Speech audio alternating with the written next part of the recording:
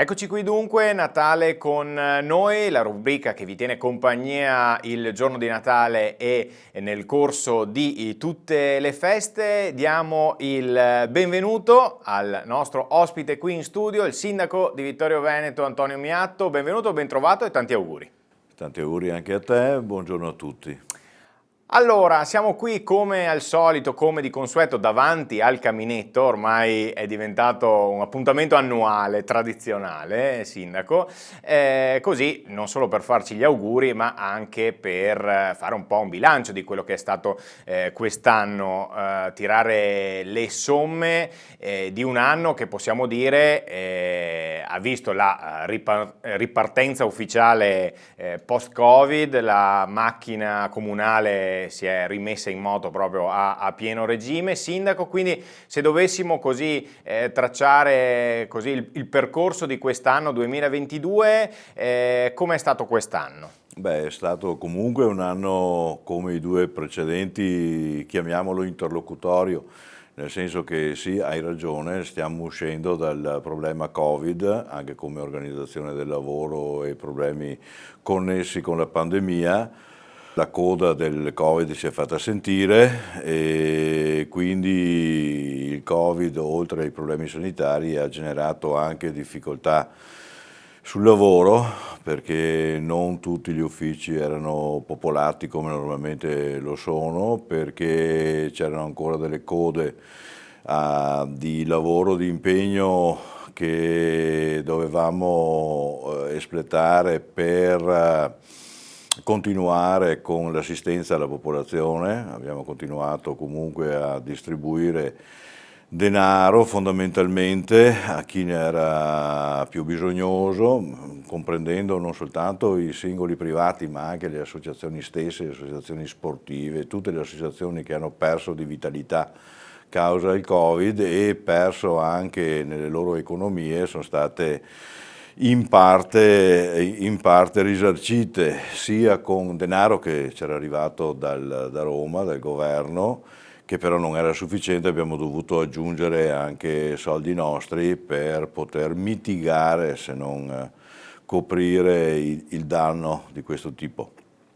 Però è anche altrettanto vero che c'è stata un po' di ripresa, ecco, delle attività, quindi abbiamo potuto mettere mano a cose completamente ferme e far avanzare quelle che che erano state rallentate appunto dal Covid, per cui è stato un anno, diciamo, parzialmente soddisfacente, ecco, anche dal punto di vista amministrativo. Quello che ci auguriamo è che si possa ripartire in pieno con il 23, le macchine sono cariche, moltissime opere pubbliche che erano state fortemente rallentate sono maturate, ecco, nella parte burocratico-amministrativa, per cui siamo più vicini all'esecuzione. Qualcosa è partito naturalmente, però ci aspettiamo un 23 più ricco, ecco, di realizzazioni. È stato un anno che ci ha soddisfatto dal punto di vista dell'operatività dei nostri uffici, per esempio del sociale, che sono stati in grado, nonostante tutto, di parare i colpi appunto e di eseguire quanto era previsto eseguissero nei tempi e nei modi previsti. Quindi fondamentalmente siamo anche abbastanza fiduciosi in questa reale ripartenza. Nel 23 abbiamo visto anche maturare un maggiore interesse per la città, non soltanto dal punto di vista turistico, che è legato non tanto alla città quanto al fatto che siamo diventati di UNESCO e quindi è aumentato l'interesse turistico con tanti stranieri che sono arrivati più del solito, e questo ci spinge a lavorare proprio sui fondamentali per poter accogliere sempre più turisti che ci aspettiamo che arrivino. Abbiamo visto aumentare l'interesse sulla città perché, come ben sanno tutti i vittoriesi, Vittorio è intrisa di antiche fabbriche dismesse e quelle sono effettivamente un peso. Abbiamo portato avanti, ecco, nel 22 siamo ormai alle battute finalissime sul nostro PAT, il piano attuativo territoriale era Vittorio assieme a Belluno, mi sembra che oggi eravamo pochissimi comuni ancora sprovvisti e stiamo raggiungendo, ecco, questo ulteriore obiettivo, e nel farlo, faccio un esempio, abbiamo trovato che sono ben 650.000 i metri cubi di fabbriche dismesse in città. È un problema che vorremmo anche risolvere, perché risolvendolo e riutilizzandole daremo nuova vitalità alla città. Ha quasi finito il suo percorso burocratico-amministrativo che precede l'intervento, per esempio, le vecchie strutture di del tennis di San Giacomo, dove è previsto un intervento che renderà questo sport fruibile anche a livello internazionale, con un grossissimo impegno finanziario da parte di coloro che si sono lanciati in questa avventura. Abbiamo visto partire i lavori non senza moltissimi problemi amministrativi, ma sono partiti quelli per il recupero della cartiera Galvani.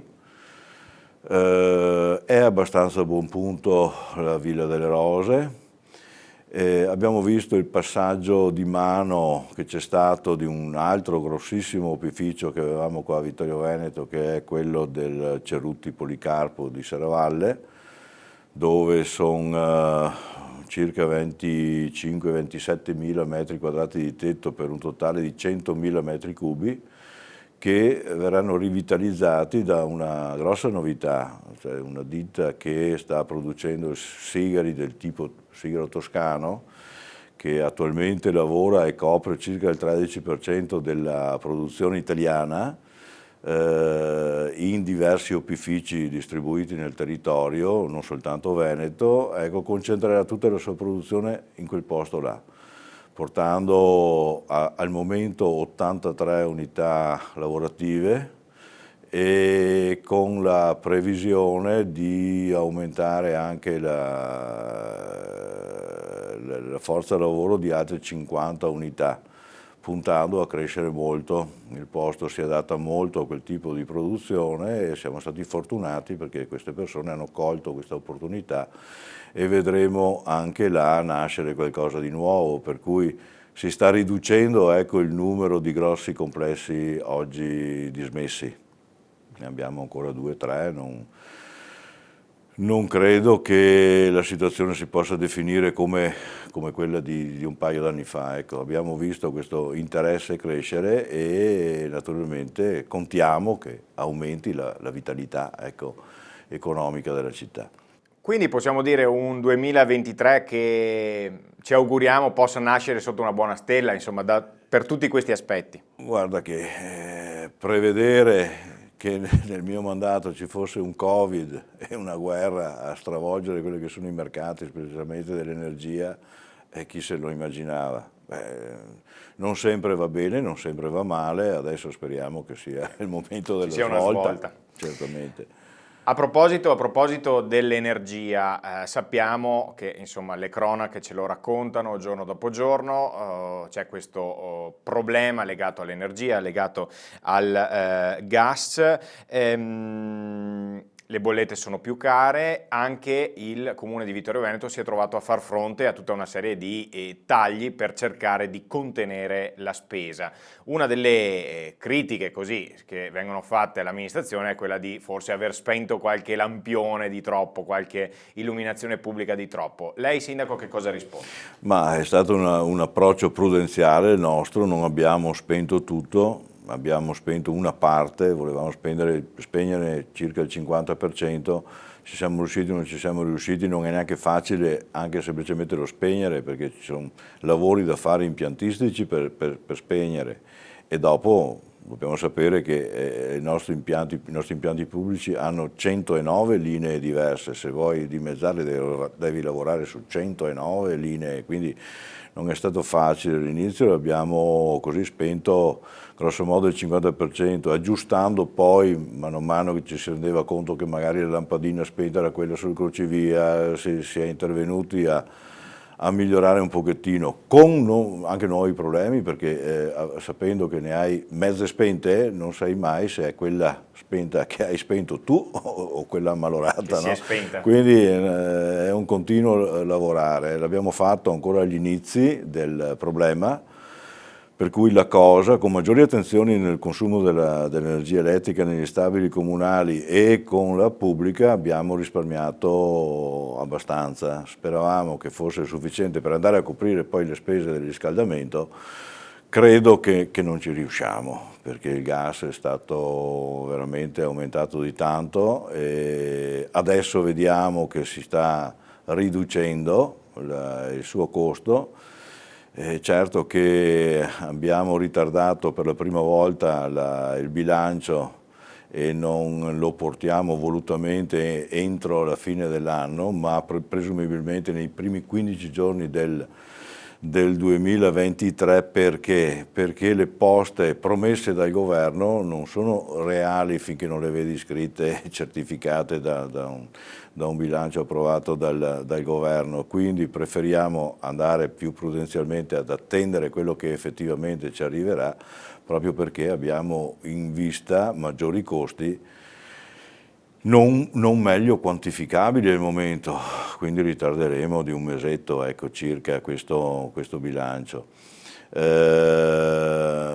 Per avere sia la luce che il risparmio, abbiamo già dato il via alla progettazione del rinnovamento dell'intero parco delle luci della pubblica illuminazione di Vittorio Veneto, in modo tale da trasformare tutto a LED e diminuire i costi anche relativi alle manutenzioni e alle conduzioni, perché lo faremo punto punto, si dice, cioè ogni singola luce dirà guarda che sono accesa, guarda che sono spenta, guarda che è mezzanotte, abbassami un pochettino che non serve più la forte illuminazione, e quindi ci sarà anche un costo da sostenere, però si ripagherà nel tempo. Come anche per gli immobili più facilmente aggredibili dal punto di vista tecnologico, stiamo elaborando delle soluzioni per risparmiare nel riscaldamento, o con cappotti o migliorando impianti termici che ormai hanno la loro età, eccetera. Cerchiamo di avere poi alla fin fine un frutto che ci porti per il futuro, un beneficio in futuro. Stiamo facendo questi investimenti. Quindi investimenti in corso. Voltiamo pagina. Nel corso dell'anno ci sono stati alcuni problemini di ordine pubblico, se vogliamo così, in città.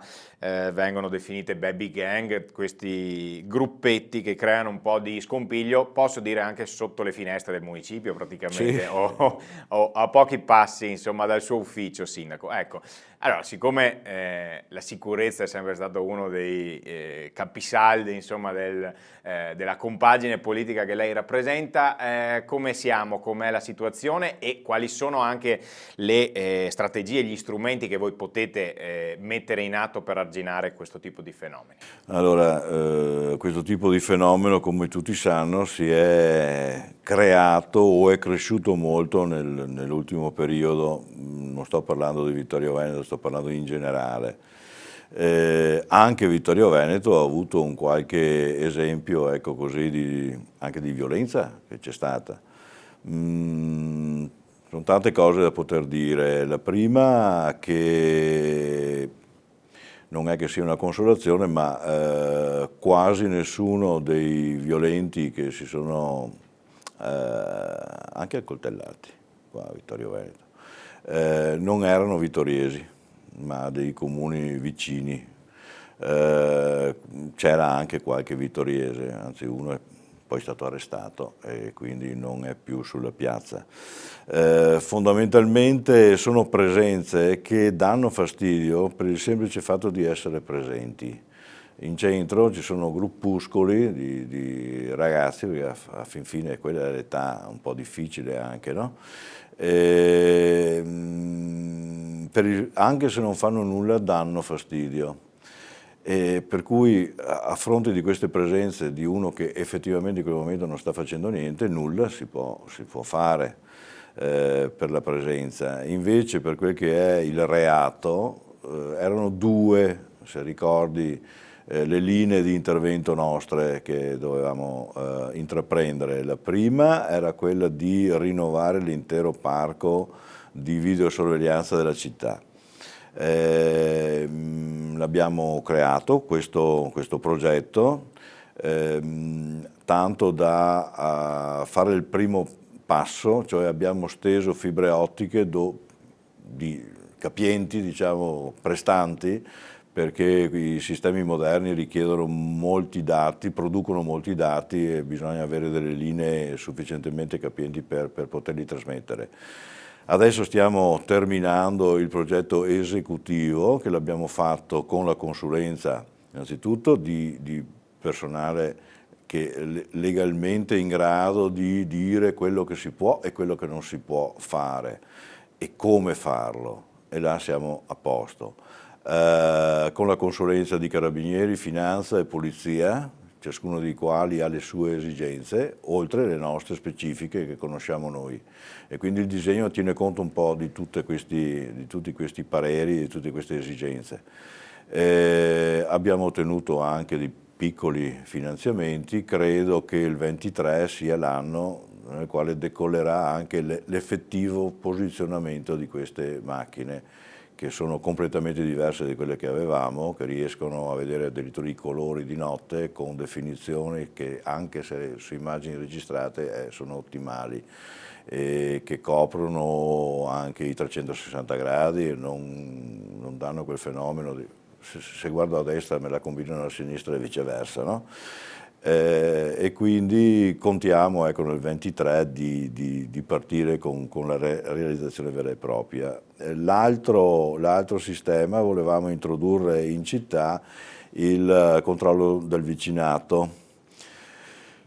Quella è un'attività che svolgono i cittadini una volta che sono a conoscenza che si può fare questo tipo di controllo, di controllare, di essere semplicemente un po' più attenti di quello che succede attorno a casa e segnalare con una certa procedura. Abbiamo fatto un protocollo con la prefettura, abbiamo nominato chi è il responsabile e stanno nascendo di questi gruppi. Mi pare che al momento siano 5 i gruppi che si sono formati e che già operano in città, e altri si stanno organizzando adesso. Questa maggiore attenzione dei cittadini, assieme a un controllo visivo, ecco, attraverso la videosorveglianza, credo che possano fare il massimo di quello che è possibile fare. Poi l'intervento delle forze dell'ordine seguirà, anche perché alle volte si confonde la pubblica sicurezza, i vigili nostri intervengono, magari se chiamati, eccetera, con tutti i limiti che ha una polizia locale, ma è in capo alle forze dell'ordine, ai carabinieri, alla polizia, è quello che ci aspettiamo Ma comunque, se fai bene i conti, siamo ancora anche in questo caso un'isola felice. Sì, beh, decisamente. Sì, si tratta di casi isolati e che vengono Si comunque... tratta che comunque danno fastidio, che comunque bisogna intervenire e fare qualcosa, ma facendo i conti e leggendo i giornali vedi che comunque possiamo considerarci un'isola felice. Sindaco, le chiedo delle risposte magari anche sintetiche, ma sempre riguardo all'attività di quest'anno 2022. Qual è l'attività, l'iniziativa o l'opera che è felice di aver portato a compimento in quest'anno? Beh, il PAT certamente dà soddisfazione perché è estremamente complicato. Vittorio, non ce l'aveva, oppure nel 2014 era quasi arrivato a farcela di dotarsene, ma è di una complessità tale per cui, perché abbiamo un territorio anche peggiore degli altri, peggiore nel senso più difficilmente è articolato e quindi è più complesso. E quella è una cosa che era indispensabile poi per una miriade di altre conseguenze che la cosa dà. Come opere siamo partiti col Piazzoni, abbiamo le attività culturali, non so se ce ne siamo accorti, ma Vittorio è risultata essere più attiva e più produttiva che se non altre città simili a noi. L'attività dell'assessorato alla cultura è stato pressoché continuo, producendo molti eventi di assoluto interesse, e quindi anche quello è una cosa che mi dà abbastanza soddisfazione.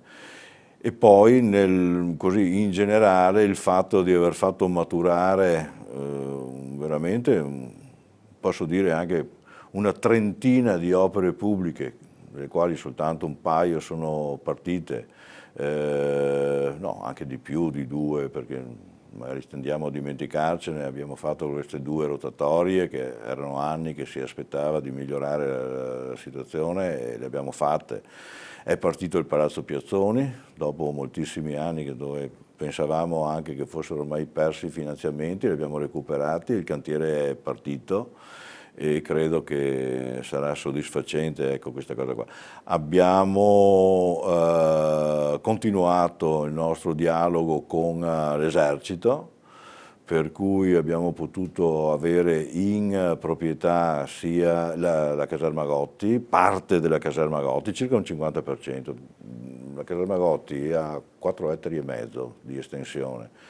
2,5 circa sono quelli sui quali interverremo grazie a un finanziamento PNRR che si presenta poi fra l'altro difficilissimo da gestire, veramente è quasi definibile una disgrazia questo tipo di finanziamento, perché assorbe le energie di tutti i nostri uffici soltanto per la sua conduzione. E il tentativo di far rinascere la Valle Pisina con una serie di interventi in quella valle là che era praticamente morta, ci lascia ben sperare, ecco, di mettere a frutto anche quei finanziamenti e quel lavoro là di ripristino. Sono tante, ecco, cose che si possono considerare come ben fatte. La cosa invece che non è riuscito a portare a termine, il rammarico che ha, qualcosa che avrebbe voluto...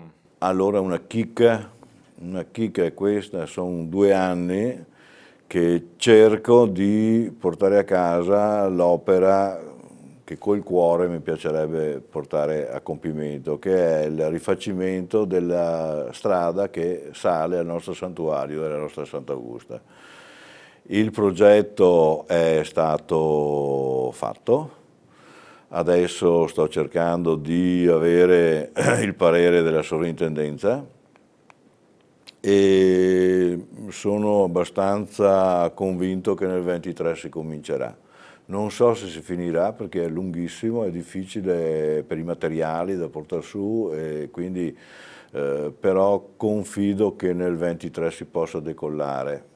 Finire nel 23 non lo so, probabilmente sarà tra il 23 e il 24 che riusciremo a completarlo. È un percorso che sta nel cuore di tutti i vittoriesi.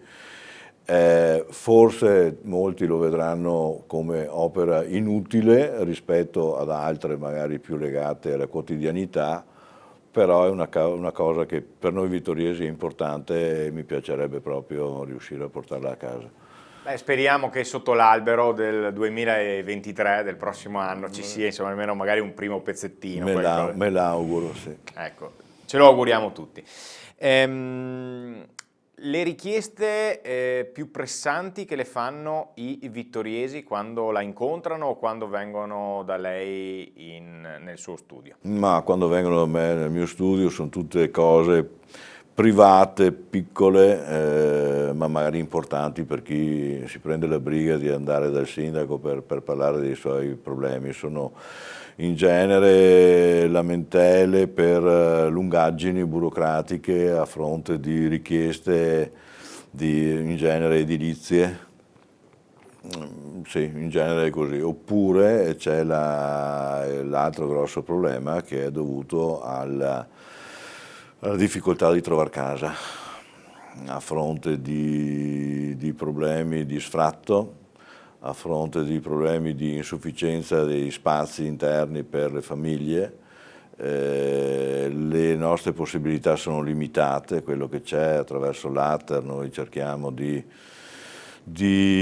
accontentare un po' tutti attraverso le graduatorie, ma non è mai sufficiente, mai sufficiente. E dispiace perché vedere certe famiglie in difficoltà, quei bambini che non hanno lo spazio in casa oppure addirittura prevedono di subire uno sfratto, lascia l'amaro in bocca. Suppliamo nei casi estremi anche offrendo residenza alberghiera per chi magari nel frattempo che si trova una qualche soluzione, però è un problema costante, direi, che è presente, quindi quello è una cosa bruttina, ecco, sia da ricevere come notizia che nel tentare di risolvere, ecco, così. Quindi questa, diciamo, l'emergenza casa abitativa, insomma, Sì. È una delle problematiche. Sì. Adesso io le sottopongo alcuni sempre, ovviamente stiamo facendo l'intervista così di Natale, potremmo stare qui delle ore a parlare delle varie problematiche, ma insomma l'invito qui, le porte sono sempre aperte, poi è vero che faccio ammenda nel 2022 con il problema del canale del digitale terrestre, è stata nostra, non l'abbiamo invitata moltissimo, ma insomma torneremo sui nostri passi nel 23, magari creando un appuntamento un po' più... È difficile fare un riassunto di un anno intero. Tanta carne al fuoco. Sì. Tanta carne al fuoco. Situazione del Parco Dan, come siamo messi? Ricordiamo quest'estate grandi discussioni anche in Consiglio Comunale. Sì, il Parco Dan è là, come tutti sanno, sul Parco Dan ci sono le esigenze, si concentrano le esigenze di diversi imprenditori, di diverse ditte della zona industriale che hanno bisogno di espandersi, questo lo so fin da quando sono diventato sindaco, solo che non c'erano soluzioni particolari. Adesso abbiamo la possibilità di spostare le attività che tradizionalmente si tenevano nel Parco Dan in un'altra area, che addirittura ai fini dell'espletamento degli sport privi di superfici adeguate, parlo del rugby prima di tutto, ma anche il calcio stesso ha bisogno di superfici. Quindi avendo a disposizione 88.000 metri quadrati nell'aerocampo abbiamo la possibilità di fare diversi campi, di dare le strutture necessarie naturalmente per poter portarci i ragazzi a giocare e contemporaneamente avere circa la metà di questi 88.000 a supplire alla mancanza dei 22-23.000 del Parco Dan, quindi c'è la possibilità di fare meglio perché in modo programmato e non fatto come normalmente facevano i bravissimi componenti delle varie associazioni, no? Che riescono a fare i lavori così, un po' alla volta, giustapponendo strutture su strutture e quindi con limitata operatività e bassa efficienza e aspetti non meravigliosi, ecco, di queste strutture. Invece, potendoci spostare, avremmo a disposizione le energie economiche che ci verrebbero dalla dismissione del Parco Dan, che trasferendole dall'altra parte ci darebbe modo anche in tempi non lunghissimi, ecco, di... Sindaco, dovessimo dare delle scadenze temporali. Guardi, le dico dove siamo arrivati che le manifestazioni di interesse sul Parco Dan sono già state espresse, quindi sono là. Abbiamo partecipato a un finanziamento a fini progettuali che dovrebbe maturare fra poco, per cui daremo a dei progettisti, quelli che riusciranno a vincere questo bando, l'intera progettazione sia della parte ludica, non so come definirla, ricreativa, ecco, del Parco Dan che si sposta, che anche della parte sportiva. I tempi non, guarda, mi pesa darli perché sembra che le cose in qualche mese possano decollare, così non è mai. Ho visto da sindaco che c'è tanto da soffrire sui tempi. È presumibile che il 23 possa portare qualcosa già il 23. Argomento piscine comunali di Vittorio Veneto, se ne è parlato anche nel corso dell'ultimo consiglio comunale, c'è stato un dibattito abbastanza acceso anche se vogliamo. Com'è la situazione? I dibattiti accesi li facevano anche i capponi di Renzo, no? Fra Sì. di loro. La situazione è quella che abbiamo una piscina che tutti noi amiamo come struttura, perché ormai Vittorio Veneto l'ha avuto per prima, come prima città a dotarsi di piscina ancora col 68, 69, si realizzò quella struttura là, che è ancora una bella struttura, però gli pesano gli anni, sia come efficienza degli impianti che anche come struttura ha bisogno di forti investimenti. Quando sono diventato sindaco ho guardato anche quella cosa là, l'amministrazione precedente aveva previsto di farci un qualcosa, però operativamente non si poteva fare perché erano stati destinati 500.000 euro per il rifacimento delle vetrate, perché sono un po' ammalorate, devono essere cambiate anche come tenuta termica fra l'altro. Però effettivamente c'erano 250.000 euro, perché gli altri 250.000 venivano da vendite di beni, vendite che non sono avvenute, quindi effettivamente non era coperta la spesa. Abbiamo preferito partecipare a bandi dove il cofinanziamento sarebbero stati quei soldi che avevamo disponibili, e se li avessimo vinti ne avremmo avuto magari circa quel 1.000.000 per fare di più, perché lo stabile ha bisogno di controventature per la sicurezza antisismica, ha bisogno delle vetrate, ha bisogno di rifare parti degli impianti, comprese anche almeno una caldaia nuova. Ci sono degli interventi da fare sulla piscina esterna che ogni anno richiede molto lavoro di ripristino, perché le piastrelline che ogni anno devono essere riparate. Quindi nel 23? Quindi no, nel 23 abbiamo messo noi nel piano opere pubbliche, tutto dipende da quanti soldi riusciremo a farci dare, perché viene sempre da richieste di finanziamento. In più, dal punto di vista impiantistico, abbiamo incaricato una ditta di studiare dal punto di vista dei consumi per vedere cosa si può fare per ridurre i futuri costi. Allora, per esempio, si parla di cogenerazione, e non soltanto di caldaie che producono calore, ma producono calore e corrente elettrica, efficientando il sistema. Dal punto di vista del consumo dell'acqua, ricordo che quella struttura consuma 40.000 metri cubi di acqua di acquedotto ogni anno, quindi è un costo che supera i 40.000 euro l'anno, perché le tariffe ARERA sono così, 1,11 euro per metro cubo.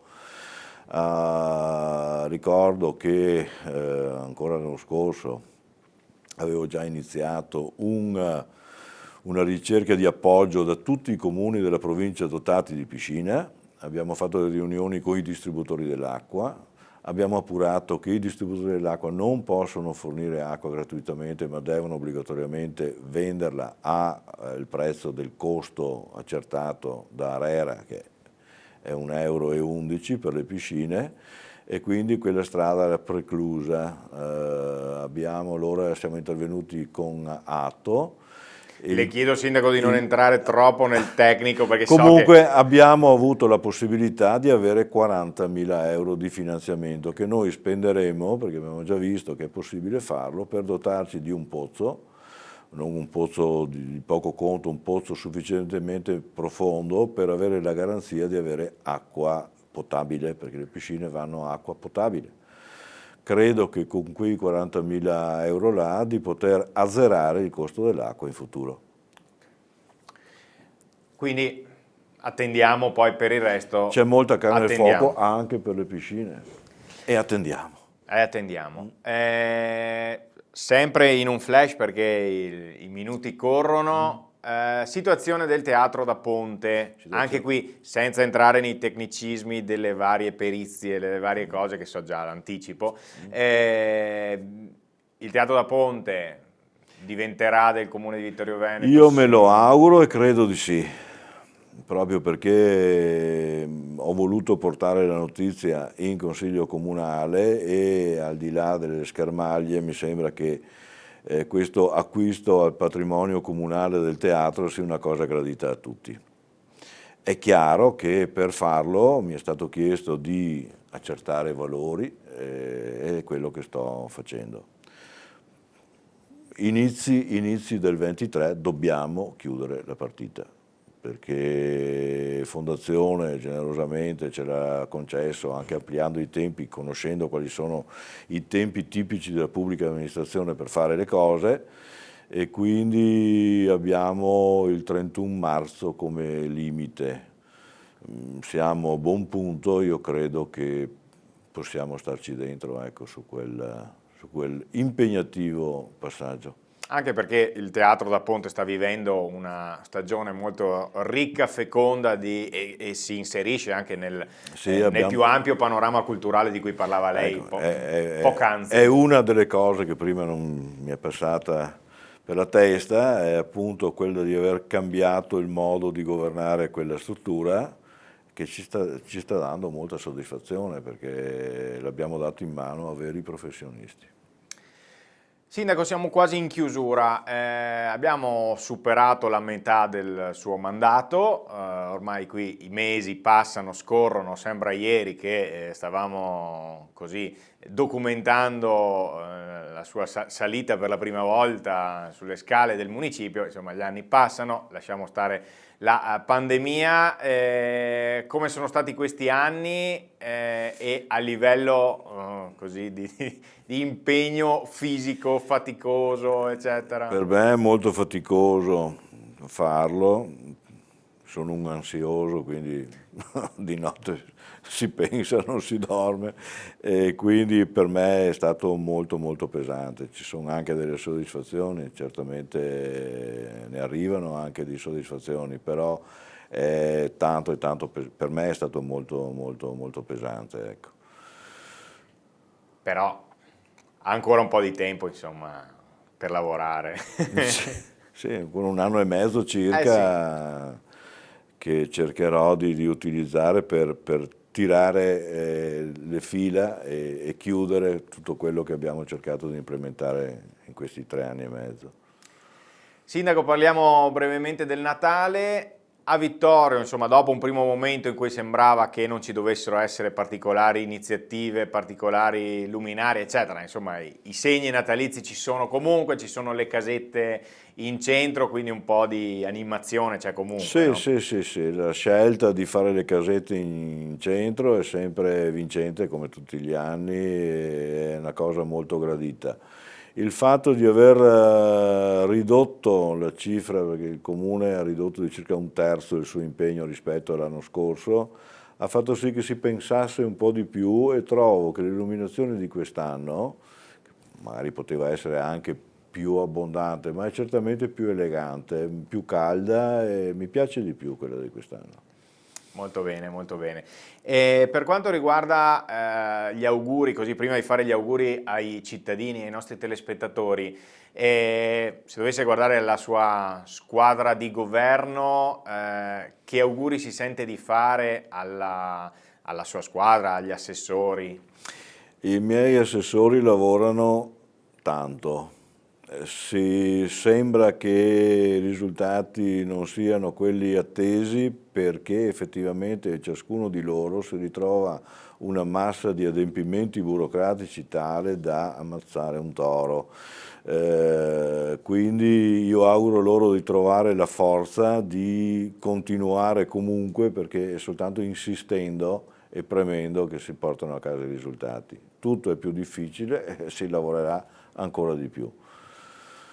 E gli auguri alla minoranza invece in Consiglio Comunale, alle opposizioni? L'augurio della minoranza è quello di fare la loro parte, che è sempre gradito avere, almeno da parte mia, una minoranza attenta e produttiva.